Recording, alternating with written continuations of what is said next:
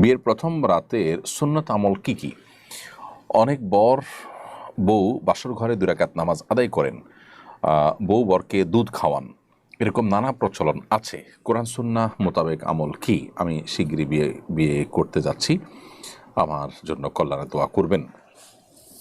প্রশ্নকর্তা যে হন না কেন, আপনার জন্য আমরা দোয়া করি। আল্লাহ তাআলা আপনাকে দাম্পত্য জীবনের সুখ এবং প্রশান্তি দান করুন এবং আল্লাহর বাধ্যগত এবং অনুগত থেকে দাম্পত্য জীবনে উভয়ে মিলেমিশে চলার তৌফিক আল্লাহ তাআলা আপনাদেরকে দান করুন।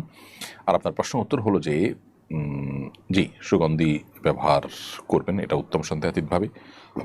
বিশেষ করে স্বামী স্ত্রীর প্রথম সাক্ষাতে একে অন্যের প্রতি ভালোবাসা এবং আকর্ষণ এটা যেন তৈরি হয়, সেজন্য সুগন্ধি ব্যবহার করা ভালো।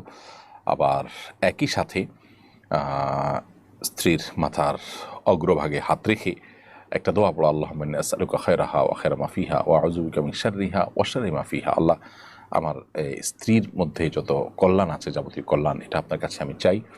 আর কোনো অকল্যাণ থাকলে সেটা থেকে আমি পানাহ চাই, তার ক্ষতি থেকে আমি মুক্তি চাই। এরকম দোয়া পাঠ করা মুস্তাহাব, হাদিসে এটি রয়েছে।